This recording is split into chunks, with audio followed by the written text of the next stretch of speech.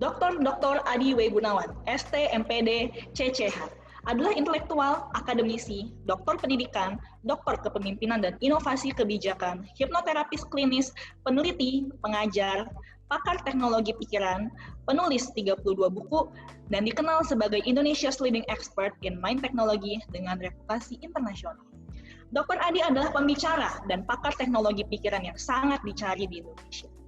Beliau adalah satu-satunya pembicara yang menyelenggarakan workshop Quantum Life Transformation dan kelas hipnoterapi klinis dengan standar paling tinggi di Indonesia, Scientific, EEG, and Clinical Hypnotherapy, berdurasi 10 hari atau 110 jam tatap muka, setara dengan 3 semester kuliah. Pak Adi, biasa disapanya, menyelenggarakan seminar dan workshop sejak tahun 2002.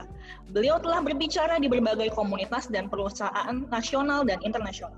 Saat ini Pak Adi adalah dosen magister profesi psikologi atau S2 psikologi klinis di Universitas Gunadarma dan juga dosen S2 pasca sarjana STAB Semaratungga.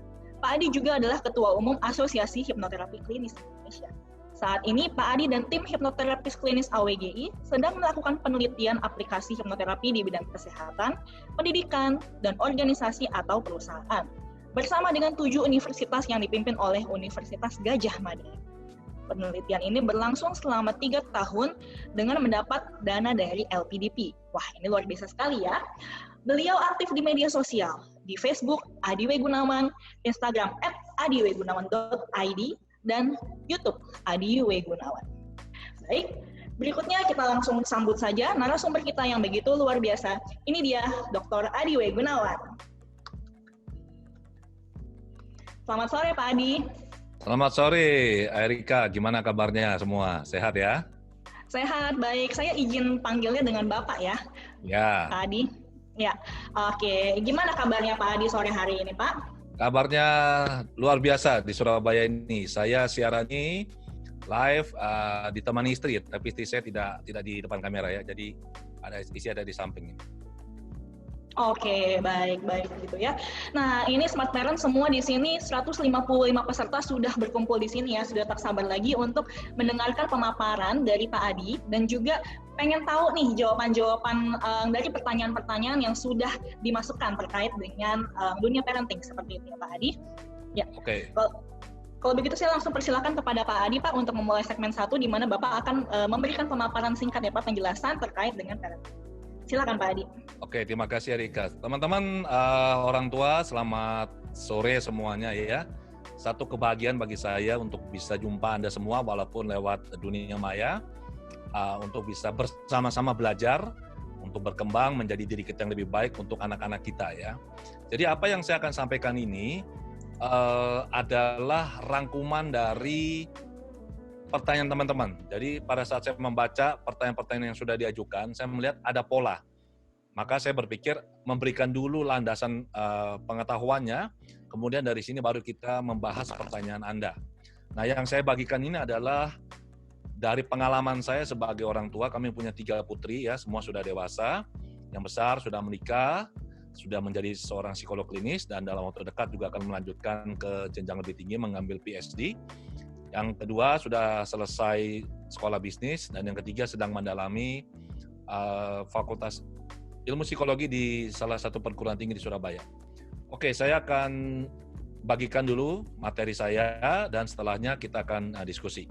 Oke, ini adalah judul dari acara kita, 101 pertanyaan dengan Adi W. Gunawan ya. Nah teman-teman, seringkali orang tua ini kan bingung, bagaimana sih sebenarnya cara mendidik anak benar. Saya memberikan sebuah ilustrasi, sebuah gambar seperti ini, sebuah pohon. Kalau anak diibaratkan pohon ini pasti mulai dari bibit, kemudian bibit ini perlu tanah yang bagus, lingkungan yang bagus, kemudian dia bertumbuh, dan yang paling penting adalah bibit ini pada saat bertumbuh menjadi pohon perlu mengakar, perlu sebuah pegangan yang kuat, sebuah base yang kuat, dan ini yang perlu kita berikan. Kebanyakan orang tua dari pengalaman saya membantu memberikan konseling kepada banyak orang tua mulai tahun 2005 saya praktek sebagai hipnoterapis klinis sampai saat ini. Umumnya orang tua ini bingung, kemudian juga biasanya lebih fokus pada aksesoris. Saya menggunakan istilah ini ya. bingung pada aksesoris sehingga mereka lupa atau mungkin juga tidak sadar atau mungkin tidak tahu bahwa yang paling pentingnya adalah akarnya, adalah fondasinya. Nah, sekarang coba Anda teman-teman lihat ini di layar ini ada sebuah gambar. Ini gambar apa coba? Di sebelah kiri Anda bisa melihat ini ya, ada 3 panah, 2 ke bawah, 1 ke atas. Di sebelah kanan ini ada 1 panah ke bawah, 1 panah ke atas. Coba ini gambar apa? Apabila Anda berusaha memahami gambar ini menggunakan perspektif Anda, maka Anda tidak akan bisa mengerti atau tidak bisa mendapatkan makna dari gambar ini. Ini adalah sebuah tulisan. Biasanya tulisan ini selalu ya, tulisannya hitam, background-nya putih. Nah, kalau kita menggunakan kebiasaan ini untuk melihat gambar ini, kita tidak akan bisa mengerti. Nah, sekarang coba Anda lihat. Ini adalah tulisan win. Untuk bisa mengerti anak juga sama. Kita tidak boleh memaksakan cara kita memandang anak menurut apa yang kita pikir benar. Kita perlu melihat anak dari perspektifnya dia. Dan diri anak terbentuk melalui interaksi dengan lingkungan. Jadi kalau Anda lihat di gambar ini, ada sebuah sandcastle, jadi semacam sebuah bangunan yang hasil cetakan dari sesuatu. Kita lihat, anak sama seperti contoh ini, anak kita cetak, kita bentuk melalui proses tumbuh kembangnya dia. Dan berita baiknya teman-teman bahwa anak kita setiap bayi lahir dengan 86 miliar sel otak atau neuron. Ini hasil penelitian dari Herculan Housel dan kawan-kawan tahun 2009. Jadi begitu lahir langsung punya 86 miliar sel otak neuron. Tetapi ini hanya potensi. Otak yang luar biasa 86 miliar neuron ini hanyalah hardware. Dan dia perlu dijalankan dengan software. Nah, softwarenya ini apa? Program pikiran. Ini yang seringkali orang tua miss.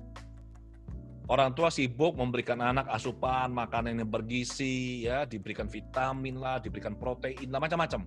Mereka memperhatikan hardware-nya tetapi abai dengan software-nya. Padahal software ini sangat penting dan ini menentukan kinerja seorang manusia.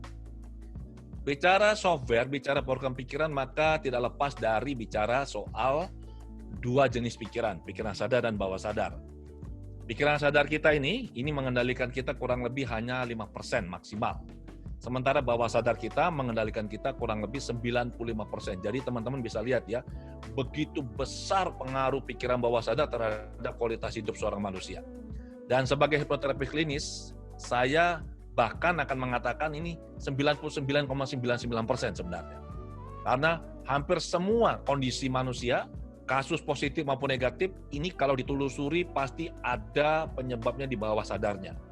Dan bawah sadar ini tempatnya memori, tempatnya kebiasaan, tempatnya emosi, tempatnya mindset, ada imajinasi dan seterusnya. Kemudian, nah ini kita lihat ya, ini ilustrasi pikiran bawah sadar ini seperti pemain sumo yang besar sekali dan pikiran sadarnya kita ini seperti anak kecil. Jadi kalau pikiran bawah sadar bilang tidak, pikiran bawah sadar sudah tidak mau, pikiran sadar mau bagaimanapun tidak akan bisa. Ini yang membuat kita orang tua frustrasi. Kenapa sih anak ini kok nggak bisa berubah, kenapa sih? Nah, kita stuck di sini. Sekarang saya ceritakan sekilas mengenai instalasi program pikiran. Teman-teman, pada saat terjadi pembuahan, ini saya ceritakan yang singkat dan ringkas saja ya. Biasanya kalau di kelas SECH itu saya menjelaskan sangat detail ini. Ini keterbatasan waktu. Jadi begini, saat terjadi pembuahan, maka pikiran bawah sadar kita sudah aktif. Begitu sel telur ibu dibuahi oleh sel sperma ayah, maka pikiran bawah sadar sudah aktif dan akan terus aktif sampai kita meninggal. Kemudian, pada saat dalam kandungan terus sampai nanti usia kurang lebih 3 tahun setelah lahir ya, 3 tahun, ini pikiran bawah sadar yang terus aktif, pikiran sadarnya belum ada. Barulah di usia kurang lebih 3 tahun, pikiran sadar mulai aktif. Pikiran sadar ini akan terus berkembang, dia akan sangat kuat di usia kurang lebih 13 tahun. Perhatikan gambar ini, bahwa saya memberikan sebuah blok antara usia 0 sampai 6 tahun. Nah teman-teman, usia dalam kandungan sampai 6 tahun setelah lahir, ini adalah masa kritis, di mana fondasi kehidupan anak, suksesnya, gagalnya, sehatnya, dia jadi orang cerdas, jadi orang berguna, jadi orang yang tidak bisa apa-apa, semuanya diletakkan di sini. Jadi ini 6 tahun pertama yang benar-benar sangat-sangat kritis. Ini juga orang tua sering abai. Saya tidak bisa menyalahkan, kenapa? Karena kebanyakan ini tidak dipahami orang karena tidak diajarkan di sekolah. Apa yang diletakkan dalam usia 0 sampai 6 tahun ini, lebih spesifik lagi sejak dalam kandungan, ini yang akan menjadi kompas, menjadi penentu arah hidup seseorang, perilakunya, kebiasaannya, cara berpikirnya, apapun itu. Terus sampai dia nanti dewasa. Jadi kalau kita mau lihat kinerja seseorang, prestasi seseorang, kalau dia bagus, ditelusuri pasti 0 sampai 6 tahunnya bagus. Kalau kinerjanya tidak bagus, 0 sampai 6 tahunnya pasti tidak bagus. Umumnya kita menemukan di sini. Nah sekarang, program pikiran ini apa? Program pikiran ini adalah software ya. Ini adalah apa yang anak yakini atau percayai sebagai sesuatu yang benar. Itu software, belief. Siapa pelakunya yang menginstal software ini? Pada saat masih kecil, orang tuanya, ayah ibunya, pengasuhnya, kakek neneknya, orang di lingkungannya. Kemudian kalau dia sudah sekolah, guru-guru di sekolah. Sangat besar pengaruhnya. Bagaimana cara menginstalnya? Simple. Apapun yang kita ucapkan saat anak masih kecil ya, belum ada pikiran sadar, dia hanya ada bawah sadar, maka apapun yang kita ucapkan itu sepenuhnya diserap oleh anak dan dipercaya sebagai hal yang benar. Jadi kalau anak masih kecil, orang tuanya bilang begini, wah ini anak ini bodoh nih, gak bisa apa-apa. Anak ini percaya ucapan orang tuanya, atau ucapan gurunya seperti ini, anak ini akan percaya, masuk ke bawah sadarnya, dan anak ini percaya dia bodoh. Tapi kalau orang tua bilang, oh ini anak pintar, anak ini cerdas, anak ini semangat, gurunya juga mendukung, iya kamu pasti bisa nak, kalau kamu berusaha sedikit lebih keras, kamu pasti bisa, enggak ada yang sulit kok. Kalau enggak jelas, kamu tanya sama Bu Guru atau Pak Guru, nanti Bapak Ibu Guru akan menjelaskan, mengajarkan kamu anak yang cerdas, nak, kamu pasti bisa berhasil. Kalau ini yang sering kita ucapkan pada anak, maka itu masuk ke bawah sadarnya, diterima sebagai kebenaran, dan ini menjadi landasan dia untuk bersikap dan berperilaku. Jadi, sudah jelas ya, siapa pelakunya? Orang tua, lingkungan, guru, kemudian kalau anak tumbuh kembang, game, itu juga bisa menjadi faktor yang menginstal program pikirannya dia. Bagaimana caranya? Lewat ucapan. Lewat apa yang kita ucapkan pada anak, lewat apa yang anak alami. Sangat hati-hati ya teman-teman ya, dengan apa yang Anda ucapkan pada anak. Karena apa yang Anda ucapkan pada anak berlaku sebagai sugesti. Masuk ke bawah sadarnya tanpa bisa ditolak. Ada yang mengatakan, apa yang diucapkan pada anak pada saat masih kecil, itu adalah doa bagi dia. Masuk ke bawah sadarnya. Jadi ini masa kritis 0 sampai 6 tahun. Nah sekarang, apa satu hal yang paling dibutuhkan anak? Apa coba? Satu hal yang paling dibutuhkan anak adalah rasa aman. Anak harus punya rasa aman. Kalau dia tidak punya rasa aman, dia tidak bisa bertumbuh dan berkembang. Ini sesuatu yang sangat penting. Dan bagaimana kita bisa memberikan rasa aman pada anak? Caranya mudah. Rasa aman anak berbanding lurus atau sejalan dengan isi dari baterai kasih. Ini adalah istilah yang saya ciptakan. Jadi dalam diri kita manusia ini ya selalu ada 2 baterai. Baterai 1 dicas oleh ayah ibu, si ibu, baterai 1 dicas oleh ayah. Jadi ada 2 baterai yang harus dicas oleh kedua orang tua. Nah sekarang, saya mau tanya Anda, orang tua, teman-teman, apa yang akan Anda lakukan apabila kondisi baterai HP Anda seperti ini? Jawabannya pasti simpel. Anda akan mencas HP-nya. Kenapa? Supaya baterainya penuh. Ya kenapa Anda perlu ngecas? Karena kalau baterainya sisa sedikit, kerjanya HP-nya tidak akan bisa bagus. Nanti ada fitur-fiturnya akan yang dimatikan secara otomatis oleh HP untuk sistem HP ya, untuk bisa menghemat daya. Nah, sama dengan anak. Apabila baterainya sisa sedikit isinya, aduh, minta ampun. Ya. Apa akibatnya bila baterai kasih anak kosong? Anak ini akan bikin masalah. Dia akan rewel, dia tidak mau dengar kita, suka berontak, suka bantah, nggak mau mandi, suka ganggu adiknya, suka bikin masalah, tidak disiplin, gampang tantrum, macam-macam. Anda bisa sebut saja perilaku anak yang aneh-aneh itu. Oke? Dari sekian banyak kasus yang kami tangani, saya dan murid-murid saya hipnoterapis AWGI, Kalau ada orang tua yang bilang anaknya problem, kami selalu bilang cek baterai kasihnya. Udah, nggak usah lakukan yang lain. Lakukan ini aja dulu. Begitu baterai sudah dicas, apa yang terjadi? Kalau baterai sudah penuh, anak akan nurut, anak akan tenang, anak akan baik, anak ini akan sayang sama adiknya atau kakaknya, anak akan jadi anak yang penurut, anak yang fokus, belajarnya rajin. Intinya adalah semua kebaikan ini akan bisa keluar, bisa bertumbuh dalam diri anak apabila baterai kasihnya penuh. Sekarang bagaimana kita mencas baterai kasihnya? Ada 5+1. Nomor 1, kita perlu memberikan waktu yang berkualitas. Waktu berarti kita bicara kuantitas dan fokus, ya.